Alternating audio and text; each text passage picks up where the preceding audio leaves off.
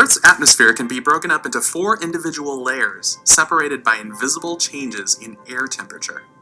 The first of the 4 layers, the troposphere. The troposphere is the layer of the atmosphere inhabited by every living creature on Earth, and where all weather occurs. It extends from the ground to roughly 7.5 miles above Earth's surface. Temperatures in the troposphere are constantly changing. As you climb an altitude through the troposphere, the air temperature begins to decrease, eventually dropping to 52 degrees below zero. Where the temperature in the atmosphere stops dropping, the second layer of the atmosphere begins.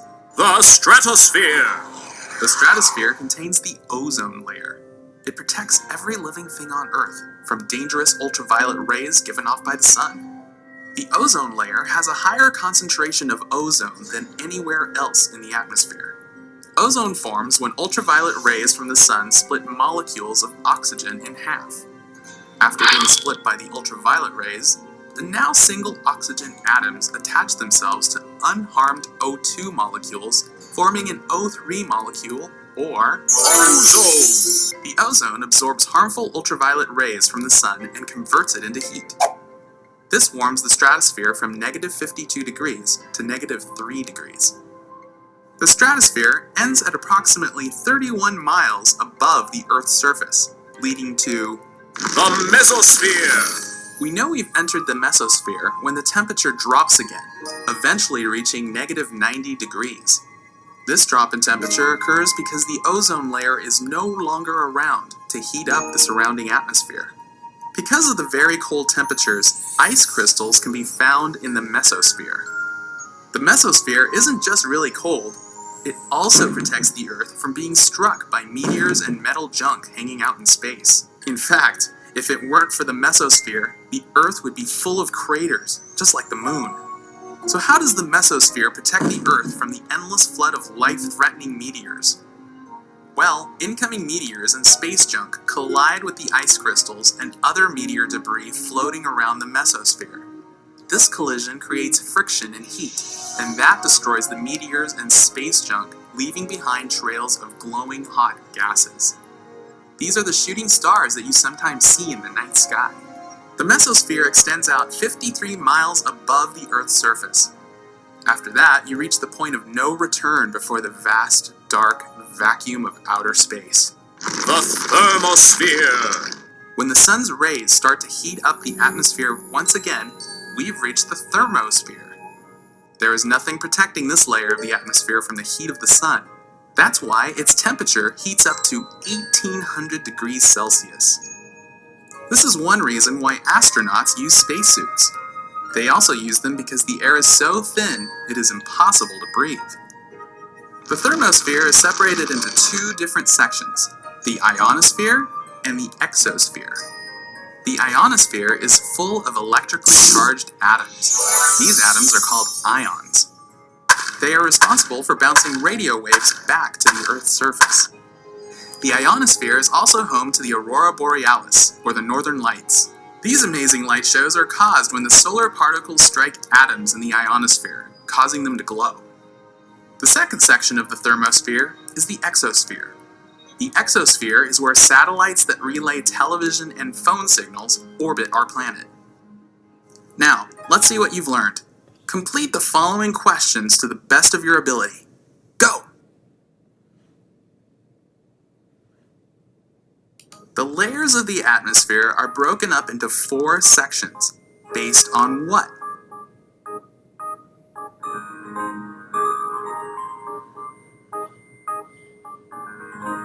You're really close, but think about what happens to the atmosphere as you get closer to space. What is the most important change? Try again. This is a good reason for astronauts to wear spacesuits. But there is another reason why the atmosphere is broken up into 4 sections. Try again. The layers of the atmosphere would never fight each other. Try again. Exactly.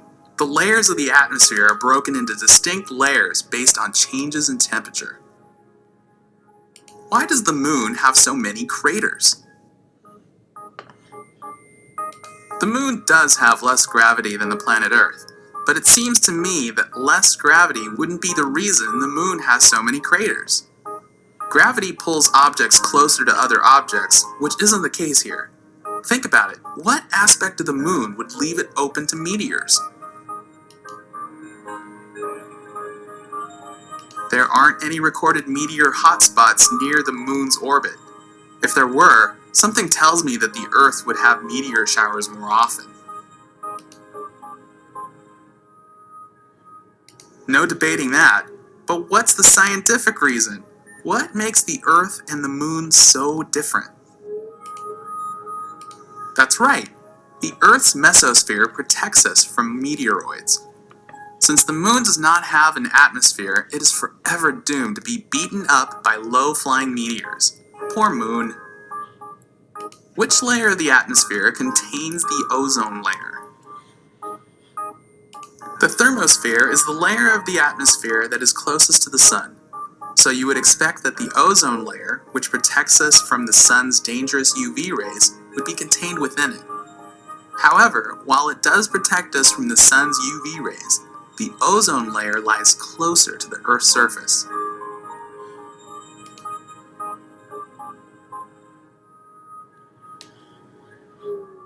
The mesosphere is too busy fighting off space junk and meteors to take care of the looming threat of ultraviolet rays, but you're getting warmer.